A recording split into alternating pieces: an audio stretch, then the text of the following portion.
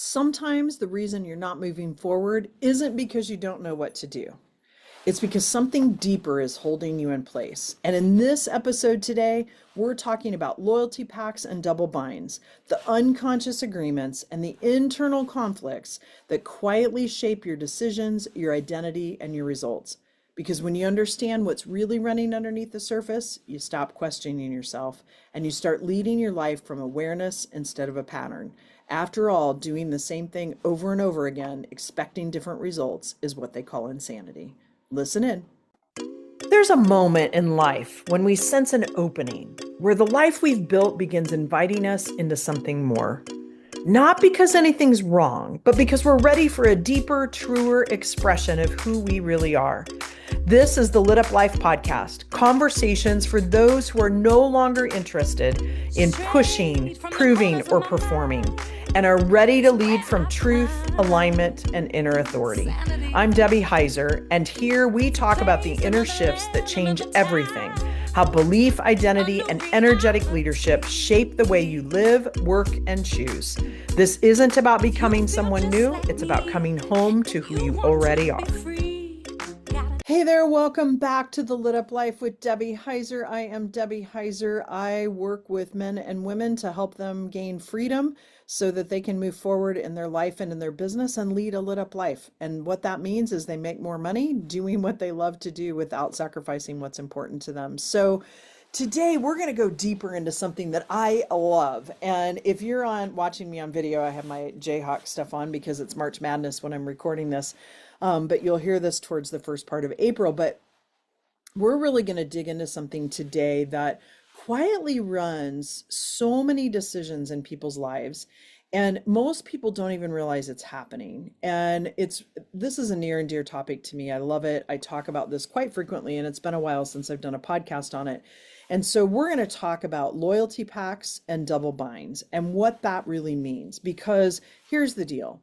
If you've ever felt like, I know what to do, but I'm not doing it, or I keep getting close and then I stop, or I start out and I do really well and then I just stop doing it, something in you pulls you back every time when you try to expand, then this episode is for you. And I want to say this right at the beginning. There's nothing wrong with you. You aren't broken. You're responding exactly as your brain was designed to respond.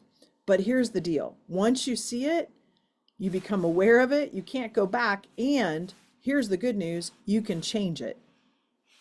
So let's start with, what is a loyalty pact?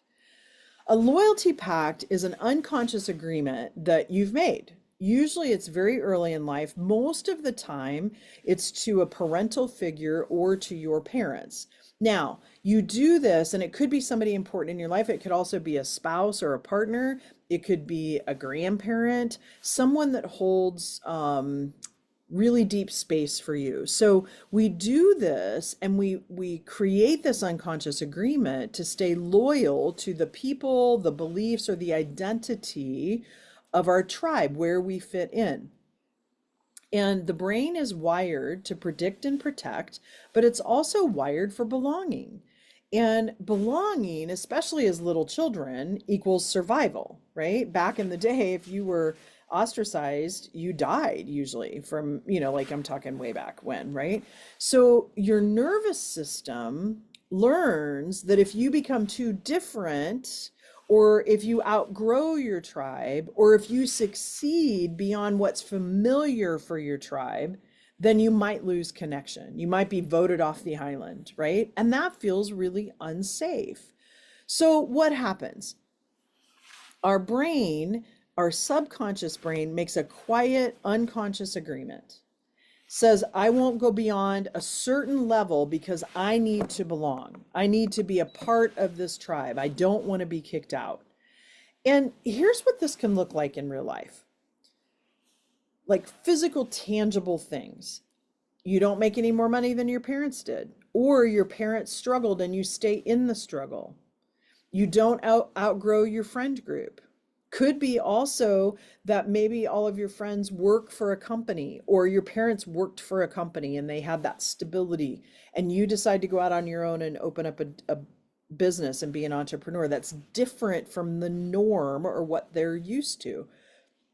The other piece of it is you don't step into visibility because either no one in your family has, or they make comments to you about like, why do you have to share everything on social media? When a lot of times businesses such as my own is about being visible and showing people how I do lead a lit up life, and I want to help other people do that because life's too damn short to not. So another piece that I found with a lot of clients, and myself included, is you don't want to lose the weight. Like you want to, but subconsciously you don't want to because your identity's been tied to that. And I know in my family, a lot of people are about 30 pounds overweight, right? Like if any of my family's listening to this, don't take offense to this. But what happens is subconsciously for me, I didn't want to lose the weight because I didn't want to then be kicked out of the tribe. And I've heard people in my extended family, my aunts and everyone, kind of almost talk about how someone doesn't fit in because they're too thin or they are anorexic or something of that nature, right? So our brain then interprets that. Also, you don't fully succeed because it would make someone else wrong, right? So as an example, my mother passed away of breast cancer, the same age that I am right now, and she swore it was partially due to owning her own business. So in my mind, when I stepped out and fully went into my business, I was afraid, and it took someone working with me to be able to realize and uncover that that was her story. And because I went out and had a business and became more successful from a financial perspective than she was, that did not make her wrong, right? That if I didn't die or get breast cancer because I owned my own business, my subconscious was saying it would make her wrong, when in fact, that is an untruth, right? So that's a key piece, is that we're so afraid it's going to make that person wrong. So what happens is then our expansion, and in that case, when I started to go into my business, I spiraled a little because I was still freaked out by it. And that expansion feels like a betrayal. Now, it's not logical, it's neurological, right? So instead of stepping forward, the brain predicts and protects. Our system, our nervous system goes into overdrive, and our brain says, you're not safe, step back, don't go, don't take the risk. And again, it's not because you lack discipline, but it's because you're protecting connection. So when you think about this, our identity comes into play in this. And I've talked about brain science before, about how this belief comes into your subconscious. The belief tied with emotions and thoughts becomes your identity, and your identity is what creates action, right? So because these loyalty pacts aren't about the behavior yet, because we're still in the like belief system here, it's really then in that belief system, it creates then a ceiling for us. It tells us what we're allowed to be. It gives us permission to only go so far, right? Because our identity has been shaped around being the responsible one. I know, being the oldest child, right? Like I was the responsible one, being the one that holds things together, or being the one that doesn't get too big, right? We're there to support people. And this expansion then creates this internal conflict within yourself and within your brain and your mind, because now you're asking your system to become someone different. So we have to look at changing our identity in order to change behavior. So if your brain says this isn't safe, that's not who you are, what do you think it does, right? That's what people call self-sabotage. And I don't love the word self-sabotage, because actually it's identity protection. So I'm going to move now into what a double bind is, and they follow the same neurological kind of pattern. Now, a double bind is when you feel stuck between two choices, but many times the choices are not both conscious. You have a conscious choice. So in one case too, I had a double bind with my mom, and then a loyalty pact with my mother. And then I had a double bind because I was used to getting a paycheck every 2 weeks, and a pretty nice paycheck, being an executive in corporate America. And even as a CFO for a small business. And so I wanted to step full time into my own business and do my own thing. But what happened is the other choice that was subconscious was a loss of security. Because if you're in business for yourself, you know that it's not a steady paycheck necessarily. I mean, you pay yourself, but it's not a steady income month after month after month. What happens is it's the up and down type of things, right? So when we have the up and down kind of things, our body freaks out, our nervous system freaks out, and the subconscious belief takes over and says, you want security more than you want to own your own business.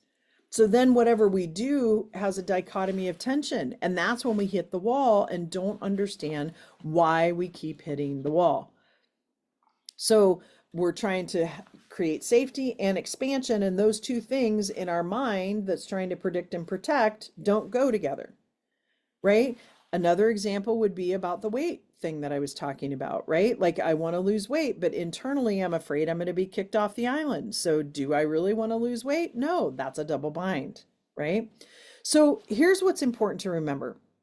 Double binds, loyalty pacts, they're not logical problems. They're emotional and neurological because it's in the subconscious. So again, don't go into blame, right? Because it's just the way the brain works. So we're going to take a quick break and then we'll come back and I'll talk a little bit more about how they work together and what you can do to change it. I want to pause for a moment because if you're listening to this, you know we were not meant to do this work alone. Build Her is the community I created for women who are building meaningful lives and businesses and want to grow without burnout, self-abandonment, or shrinking to fit. Inside Build Her, we gather monthly for real conversation, intentional teaching, and grounded connection with women who get it. This isn't about hustle, and it's not about fixing yourself. It's about being supported as you lead with clarity, confidence, and intention. So if you feel the pull towards a steady, honest, and expansive community, you're welcome here. Find the link in the show notes or join us at thelituplife.com/buildher. Okay, welcome back. Let's talk about how loyalty pacts and double binds work together because they really are deeply connected. I mentioned to you the one about my mom and having a loyalty pact that if I had this business and I didn't die, that I made her wrong. But then I also found out that there was more to it and I was nervous about going into it because of security. So they're deeply connected because, and a lot of times too, because a double bind is protecting a loyalty pact. So just remember that it's your system and your nervous system trying to tell your brain and your brain telling your nervous system. So it's like this cycle that it's predicting and protecting and to not take the risk. Now, how does this show up? Some patterns that might show up if you're caught in this is you start and stop, you start and stop. You get really close to something and then you pull back, right? Out of fear. And fear is just false evidence appearing real. You overanalyze things, you overthink it instead of making a decision. I know I'm a much faster decision maker today than I ever was. I used to sit in the quagmire of overanalyzing things. And I don't know if you've ever heard of analysis paralysis, but like you can overanalyze things to the point of just craziness. How many of you ever struggled with multiple choice tests? I did because multiple choices could have been correct if you thought about it and you overthought it, right? Also, I see a lot of people in this almost ready situation, but from the outside, it looks like inconsistency, but really what it is internal conflict. So when we talk about fear, fear is often that signal that you're approaching the edge of a loyalty pact or a double bind, right? Because fear, it means false evidence appearing real. There's an untruth in there. And if we're at a growth edge, we're usually facing some untruths, right? So this idea is fear is not always telling you to stop. Sometimes it's telling you that you're growing. And when you're in that, that's where the choice comes in to remember how it feels in your body to be excited, because being excited and being fearful feel the same way in your body. So then we have evidence for our brain to say you can go forward and still be safe. Right? Sometimes we have to unwind some past conditioning too. So, realize you might need some support with that. So what I'm really saying to you when there's an untruth or that fear is false evidence appearing real is our brain is referencing old data to protect us from a future that doesn't actually exist yet. So we're looking through filters from our past, creating a future that doesn't even exist. And that's the power of the brain, is to create the future that you want. So how do we move out of these patterns? We don't do it by forcing action. We don't do it by pushing harder, but really it's about bringing awareness to what's actually happening. What is the subconscious thing that's there? So I have a few questions for you, and feel free to stop and start this as you want to, but a few questions to journal on, think about, noodle about it, whatever works for you. And so here we go. Who might I become if I fully stepped into the next level? If I truly stepped into what it is that I want, who might I become? And then who in your life would challenge that, or who would feel challenged or feel like you're outgrowing them, which then creates a fear in them that they're going to lose you and lose a relationship. Right? Many times when I have people come to my events, I'll tell them, when you go home, your spouse or your partner, they want to know everything you've been through. They want to support you. And sometimes it's a matter of they just want to know, because they want to know you didn't come back so different that you're going to leave them. Right? I know it sounds ridiculous, but that's ultimately where it goes down into. So when you can come home and say, you know what, I love you. Thank you for supporting me in this. And I'm happy to talk about what I did, what I went through, but I need a little time to process. Or if you're ready to talk about it, right? So who in your life would challenge, like would that challenge or outgrow, meaning that next level of yourself? And then what are you afraid that this success would make true of you? Many times I run into money stories with this, right? People have ideas about what wealthy people act like, and they're afraid they're going to act like that, or that they won't be relevant, they won't be approachable, when in fact that's not true. Now, another question, what am I afraid it would make false?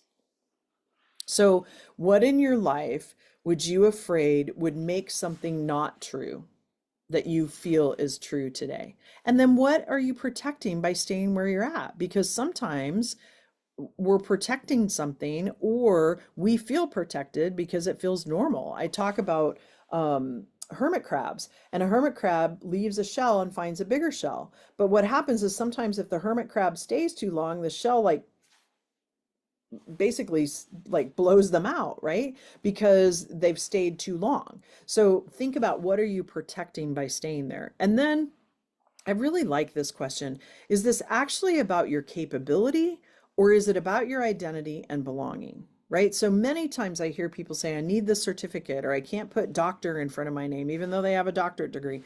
And so it's really about 9 times out of 10, it's not about capability. It's more about your identity and wanting to belong. Now, once you walk through these questions, it can help you then see things differently, choose it differently. And here's what I'm going to tell you. I'm a coach and I have coaches, and it takes for me someone that is not in my day-to-day to have a different viewpoint, a different perspective to see things, ask me questions to help me uncover and see those things differently. So here's what I want you to take from today's episode. If you feel stuck, if you feel like you're circling the same pattern, it doesn't mean that you're not capable. You're brilliant, you're smart, you're magnificent people. It means there's something deeper asking to be seen. You see, we're not here to stay small. We're not here to keep other people comfortable. You're not here to carry identities that no longer fit you. And you're not here to trade your expansion for belonging. Because guess what? When you move into the new shell, the people in the smaller shells are either going to follow, or you're going to find other people that are in that expansive area. That's what's happened for me. And here's the deal. You get to create it. You get to create both. I hear a lot of times from people, it's lonely to be a CEO. And I think that's a choice. That's why I created the mastermind that I do. That's why there's many, many groups out there that have CEOs and founders come together and learn from each other. It doesn't have to be lonely. That's a message, right? So we get to create both growth and connection, expansion and stability, success and authenticity. But it starts with awareness. Because when you understand what's been running in the background in the subconscious of your brain, you step back into being in cause, the law of cause and effect, right? Because when you're in cause, you choose which cause you're doing because it's based on the effect that you want. So when you choose an effect, you're going to do the actions, the inspired actions that are the cause that will lead you to that effect. So here's the deal. If this resonated with you, I invite you to take this a little deeper. This is the work that I do inside the Lit Up Life, where we look at identity, we look at patterns and the structures that actually create results for people. And as always, I want to help other people get to that point where they become aware of these things and be able to unlock the chains that have kept them bound so that they can have freedom. So if this did resonate with you and you know some other people out there that could benefit from this, please share it with them and leave a review for us. It helps us then be able to share with more people. So as always, lead your life not from fear, but from who you truly are. And we'll see you next week. Thanks so much. Bye. Thank you for being here and for choosing to spend your time in this conversation. If this work resonates with you, subscribe to the podcast and stay with us as we continue to explore what it means to lead, grow, and live with intention. Let's build your version of the Lit Up Life. I'll see you in the next episode.